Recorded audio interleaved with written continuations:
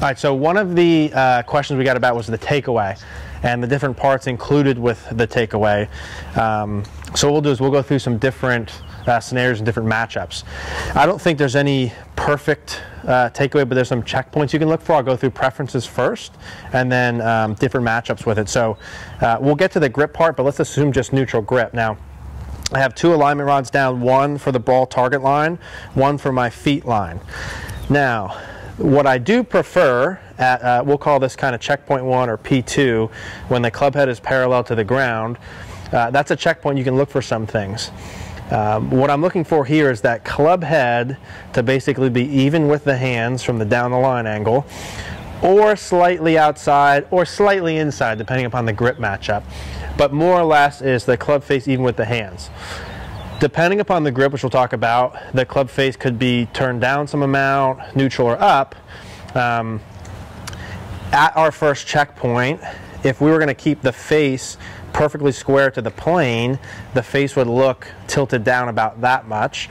I like it somewhere between toe up and maybe 20 degrees tilted in, assuming neutral grip. So that would be my preference, would be right about on this line here or slightly outside. The problem with it going too far inside, so a lot of times what we'll see is we'll get a club head too far inside the hands.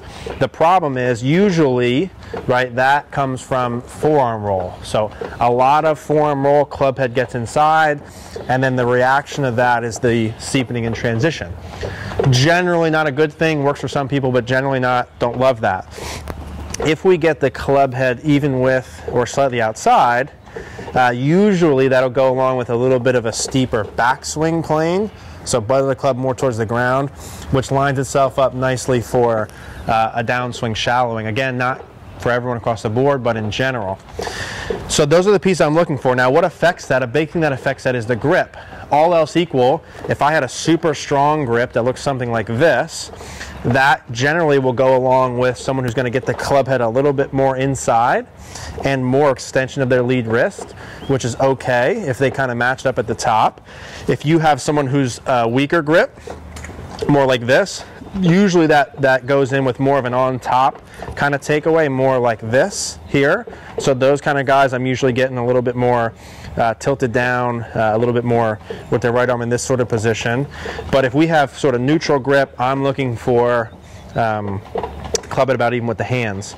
Now how much hinge you have, forearm roll, grip, how much arm bend, all that affects that, but just to keep it simple there. Now if you wanted to practice this, I like the alignment stick on the toe line. I'll kind of extend it a little bit here. And then I like to put either an alignment rod on the side of the club or this little thing we find in this chipsticks piece, just to give you a little indicator. And what I would do is I would take my setup and have either the alignment rod or this on my left hip when I start. So it's going to start on my left hip.